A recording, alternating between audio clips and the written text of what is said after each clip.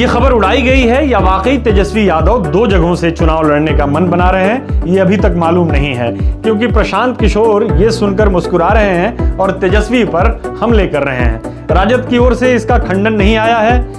अगर प्रशांत किशोर राघोपुर से चुनाव मैदान में उतरते हैं और तेजस्वी यादव दो जगहों से नामांकन करते हैं तो ये राजद के लिए बहुत महंगा सौदा साबित हो सकता है। ये बिल्कुल वैसा ही होगा जैसे दिल्ली में शीला दीक्षित के साथ हुआ था। तेजस्वी को हर हाल में राघोपुर से ही मोर्चा संभालना चाहिए। चुनाव हार गए तो क्या हो गया, चुनाव तो ममता बनर्जी भी हारी थी और मुख्यमंत्री बन गई थी।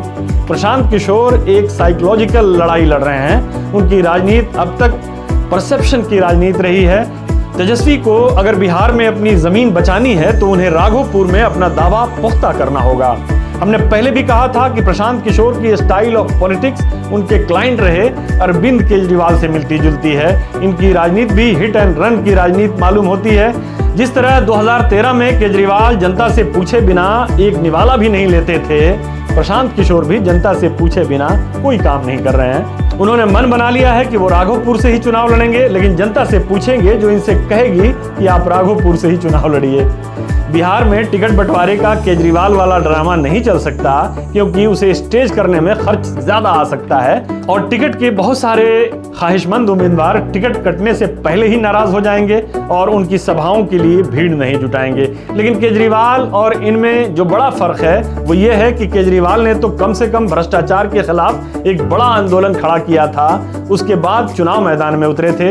लेकिन इन्होंने लोगों को सपने दिखाने, यादवों के बच्चों को मुख्यमंत्री बनाने और मुसलमानों के बच्चों को विधायक बनाने के अलावा कोई काम नहीं किया है।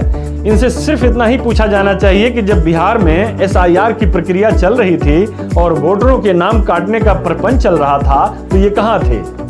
जब वोटरों के नाम ही कट जाएंगे तो कौन किसे मुख्यमंत्री बनाएगा, कौन किसे विधायक बनाएगा?